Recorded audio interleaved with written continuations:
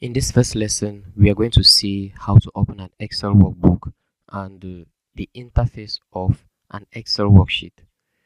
To open your Excel uh, workbook, you click on your search bar and you type Excel. So you will see Excel appear here. You click on it and this is what will show. You have different templates which has already been customized. But if you want to do something from scratch, you can click on the blank workbook. So what we have opened is a workbook which contains sheets. Like this is one sheet.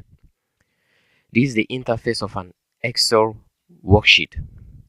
The section up is called the ribbon, and this ribbon is made up of tabs. You have insert, home, page layout, formulas. All these tabs helps us to design Excel, to design and to manipulate our formulas, our data, to manipulate our information. The down section is called the workspace area. This is where we actually manipulate or enter data. The middle part here is made up of the name box and the formula bar. The formula bar which shows the contents of each cells and helps us to modify and to input information in different cells. Excel is made up of two basic things. We talk of columns and rows. The columns are the ones denoted with the alphabet A, B, C, D, E, and so on. The rows are made up of the figures 1, 2, 3, 4, and so on. This is a worksheet.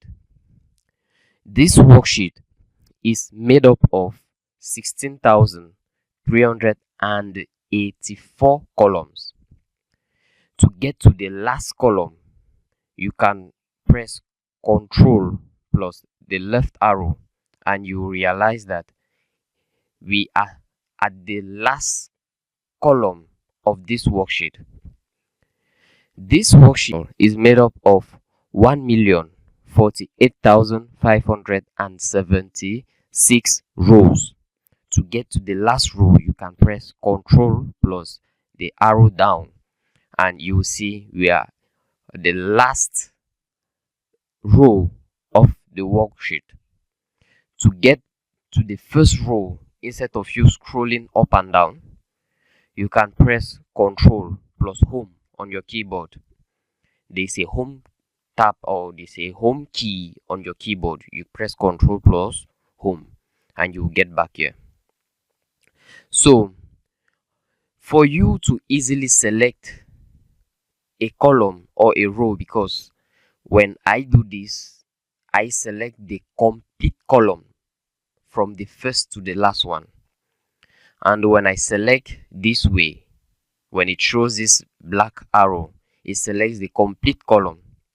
If you are standing anywhere in your worksheet and you want to easily select your column, you can press Ctrl plus space.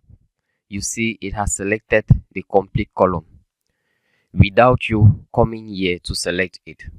Like without you coming here, anywhere you're standing, you press Ctrl plus space. If you want to select the column, the row, you press Shift plus space. So it is easier to manipulate or to work in Excel when you know some shortcuts. This workbook is made up of many worksheets. What we have just opened is what we call a workbook. But where we input data is what we call a worksheet.